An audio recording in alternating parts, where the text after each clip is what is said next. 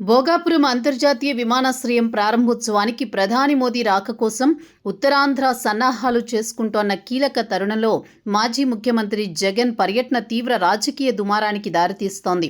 మద్యం కుంభకోణం వంటి తీవ్రమైన కేసుల్లో నిందితులుగా మారి విజయవాడ జైల్లో ఉన్న సొంత పార్టీ నేతలను పరామర్శించేందుకు తాడేపల్లి నుంచి అడుగు బయటికి పెట్టిన జగన్ కుమారుడి యాక్సిడెంట్ కేసును దారి మళ్లించేందుకు యత్నించి దొరికిపోయిన మాజీ మంత్రి సీదిరి అప్పలరాజు కోసం హుటాహుటిన శ్రీకాకుళం పర్యటనకు రావడంపై పలు అనుమానాలు వ్యక్తమవుతున్నాయి. ప్రధాని మోదీ పర్యటనకు సరిగ్గా ఒక్కరోజు వ్యవధి ఉండగా జగన్ ఉత్తరాంధ్ర బాట పట్టడం వెనుక పెద్ద వ్యూహమే ఉంది అనే ప్రచారం ఊపందుకుంది. మోదీ పర్యటనకు సంబంధించిన భద్రతా ఏర్పాట్లు అధికార యంత్రాంగం నిమగ్నమై ఉన్న సమయంలో శ్రీకాకుళం వేదికగా రాజకీయ అలజడి సృష్టించేందుకు వైసీపీ ప్రయత్నిస్తోందనే విమర్శలు వినిపిస్తున్నాయి.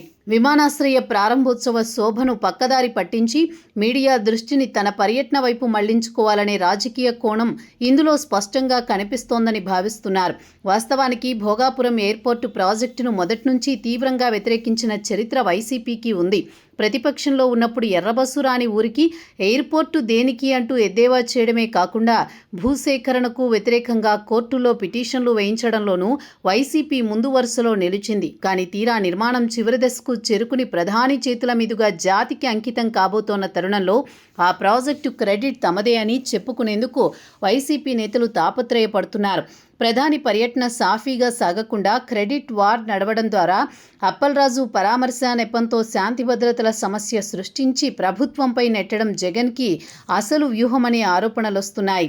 పరామర్శ పేరుతో రగిల్చే రాజకీయం ద్వారా ఇటు ఉత్తరాంధ్రలో సెంటిమెంట్ను రగల్చడం, అటు మోదీ పర్యటనను సంబంధించి సానుకూలతను తగ్గించడం అనే ద్వంద్వ లక్ష్యాలతోనే తాడేపల్లి నుంచి ఈ ఆకస్మిక పర్యటన ఖరారైందనే వార్తలు రాజకీయ వర్గాల్లో వేడెక్కిస్తున్నాయి.